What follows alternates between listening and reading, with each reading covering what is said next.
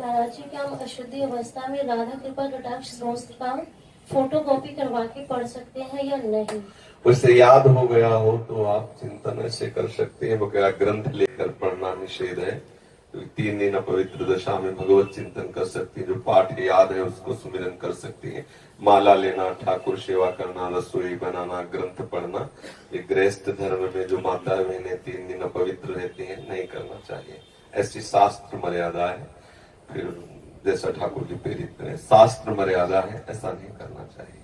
महाराज जी, जब हम अशुद्ध हैं और भगवान इतने शुद्ध हैं, उनको कोई चीज अशुद्ध नहीं कर सकती, तो फिर हमारी आप अपने आपे को भूल जाओ फिर कैसे? खास, हाँ बस यही तो बात है। इसीलिए तो कह रहे हैं नियम से चलोगे तो भूल जाओगी, नियम से चलोगी, बनाई हुई मर्यादा से चलोगी तो शरीर भान भूल जाओगी।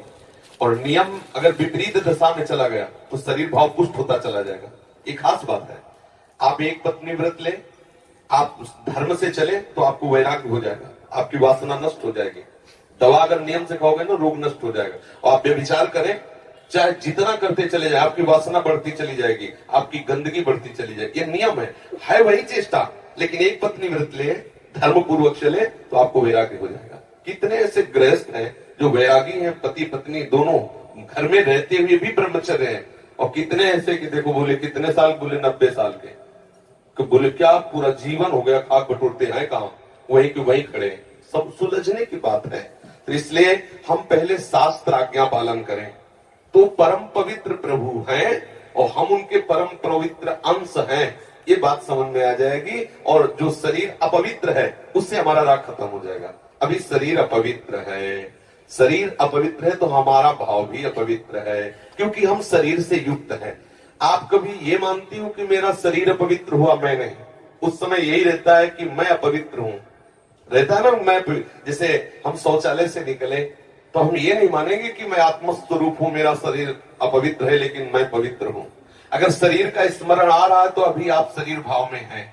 और जिन महापुरुषों का छूट गए पड़े रहते हैं अवधूत स्थिति में, भगवान उनके साथ खेलते रहते हैं। उस स्थिति तक पहुंचने के लिए हमें तर्क छोड़कर शास्त्र आज्ञा पालन करना पड़ेगा। शास्त्र की कृपा से, गुरु आज्ञा की कृपा से वो स्थिति आ जाती है। जब शरीर भाव से हम ऊपर उठ गए फिर क्या है, फिर तो कोई परेशानी नहीं। चाहे लघु शंका की पड़े हो, चाहे शौच के पड़े हो, शरीर अपवित्र है लेकिन वो परम पवित्र प्रभु में रमण कर रहा है। अभी हमारी दशा ऐसी नहीं है। हमारा शरीर हमें मैं करके दिखाई दे रहा है, नहीं दिखाई दे रहा। शरीर की भूख मेरी भूख, शरीर की मांग मेरी मांग, शरीर का कष्ट मेरा कष्ट आ रहा है ना। बस इस राग से छूटने के लिए शरीर को सिद्धांत में बांध दो। तस्मात् शास्त्रम प्रमाणम ते कार्या कार्यों विरुद्ध, क्या करना है क्या नहीं करना, इस शास्त्र के अनुसार चलो तो शरीर का राग खत्म हो जाएगा। इसका परिणाम होगा शरीर से राग खत्म हो जाएगा। आप पवित्र रहिए तो आपको शरीर से वैराग्य हो जाएगा। ये खास बात है। शास्त्र की आज्ञा पालन कीजिए तो आपको शरीर संसार से वैराग्य हो जाएगा। और शास्त्र के विरुद्ध चलिए तो आप रागी हो जाएंगे, आप आसक्त हो जाएंगे, ये आपको दंड होगा। शरीर संसार की आसक्ति वही तो आपको जलाती, वही तो आपको जन्म मृत्यु के चक्र में फंसाती है। समझ गए बच्चा? जब हम भगवान के लिए प्रसाद नहीं बना सकते, उनको भोग नहीं पवा सकते बच्चा, इसीलिए इस शरीर से घृणा करनी है। धिक्कार है ऐसे शरीर को जो प्रिया प्रीतम से बिलक करता है, तभी तो शरीर से राग खत्म होगा। ये अपवित्र शरीर जो हमें प्रभु के सेवा से छुटवा दे, ऐसे शरीर से क्या राग करना।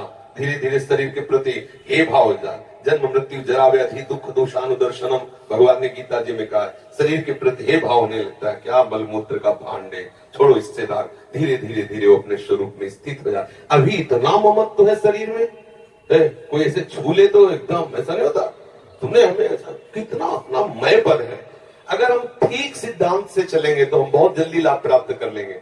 जहां हमारी स्थिति है हम बात उसी स्थिति की करें तो हम बहुत जल्दी आगे बढ़ जाए। होता क्या, हम लोग बात करते हैं छत की, अभी बिल्कुल 100 हाथ गड्ढे में खड़े हैं। बात ये है, शरीर से हमारा संबंध बहुत घनिष्ठ हो चुका है।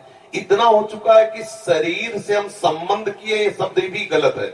मैं ही शरीर हूं ऐसा है। आप देख लो, कभी दर्पण में तिलक लगाते समय सोचा कि शरीर के मस्तक पर तिलक रचना कर रहे हैं? नहीं। मेरा तिलक कैसा है, यही तो आएगा ना। मेरा रूप कैसा है, मैं ठीक लग रही हूं, लग रहा हूं, ऐसी बातें आएंगी नहीं आएंगी। तो इसका मतलब शरीर राग है। शरीर राग हटाने के लिए शास्त्रीय सिद्धांत स्वीकार करना होगा। जिस समय माता बहनें अपवित्र होती हैं, उस समय वो जो भी भोग बनाती है, वो शास्त्र के अनुसार कह रहा हूं कि जो ब्रह्म हत्या देवराज इंद्र को लगी थी, उसी के 4 विभाग किए गए थे। पहला विभाग स्त्री को दिया गया था और उसके साथ वरदान भी दिया गया था कि उसी अवस्था के अंतर्गत वो जब सृजन क्रिया में जाएगी तो संतानोत्पत्ति की सामर्थ्य उसको प्राप्त हो जाएगी। पृथ्वी ऊषर भूमि, जो ऊषर भूमि है, ये वो ब्रह्म हत्या का एक भाग, उसको वरदान दिया गया था, चाहे जितना गड्ढा खोद दिया जाए अपने आप भर जाएगा समय पे। वृक्ष की गोंद जो निकलती है वो ब्रह्म हत्या, और उसको वरदान दिया काटने पर भी पुनः आप हरे भरे हो जाओगे, मतलब समय आने पर आप वृक्ष रूप धारण करो। और जल में फेन बुदबुदा काई, ये ब्रह्म हत्या के 4 भाग के। और जल को आशीर्वाद दिया गया कि कभी भी कहीं भी पवित्रता होगी तो आप उसमें सम्मिलित होगे, जल छिड़को, आचमन करो, जल के द्वारा पवित्रता। ऐसा 4 वरदान भी उनको अलग अलग दिए गए और उनके लिए विधान भी किया गया है। देवराज इंद्र को जब ब्रह्म हत्या लगी थी तो शास्त्र में मर्यादा चली आ रही है, अगर इसका हम पालन करेंगे तो शरीर से वैराग्य हो जाए। जैसे अब जो बच्चे वैराग्य ले लिए हैं, भले वो स्त्री शरीर में है, और उनके लिए नियम खत्म हो गया कि वो 3 दिन अपवित्र रहेंगे तो छुएंगे नहीं, क्योंकि खत्म संसार के भोग राग, संसार का क्रम खत्म। अब वो वैरागी, अब वो आठों पैर प्रभु की सेवा में लगे हैं, पर अपने गृहस्थ धर्म से है, शरीर सुख की कामना से है, शरीर का हम प्रयोग कर रहे हैं अपने इंद्रिय सुख के लिए, तो आप पवित्रता धारण करो जिससे तुम्हारा ये राग नष्ट हो जाएगा।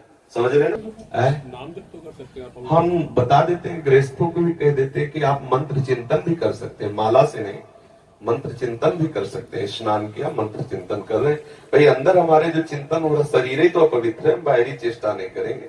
हम मानसिक ठाकुर सेवा भी कर सकते हैं, मानसिक पाठ भी कर सकते हैं। हमें चतुरासी जी याद है तो हम ग्रंथ नहीं छुएंगे, ऐसे पद गायन करेंगे, नाम कीर्तन करेंगे, ये सब हो सकता है। लेकिन प्रगट में जो शरीर द्वारा चेष्टा होनी है, तो फिर उस समय 3 दिनों तक ऐसा शास्त्रीय महापुरुषों का और संतों का आदेश है, तो हमें वैसा पालन करना चाहिए।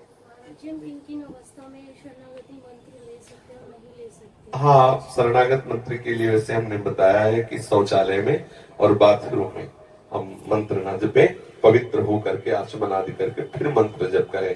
और जैसे हम अपवित्र दशा में जैसे ट्रेन आदि में यात्रा करते हैं, सोच गए उन्हीं कपड़ों से, उन्हीं बात, फिर नाम जप करें, मंत्र जप न करें। मंत्र में थोड़ी पवित्रता की आवश्यकता है, नाम जप करें, जब हम पवित्र हो तब मंत्र जप करें। और अगर आप पवित्र हैं तो हर समय फिर जप सकते हैं, केवल शौचालय और लघु शंका छोड़कर। दिनचर्या में जैसे रसोई पकाते हुए घर के काम, बिल्कुल बिल्कुल मंत्र जप सकते हैं, मानसिक हाँ चलते फिरते, बिल्कुल बिल्कुल कर सकते हैं, बिल्कुल कर सकते हैं, उत्तम बात है।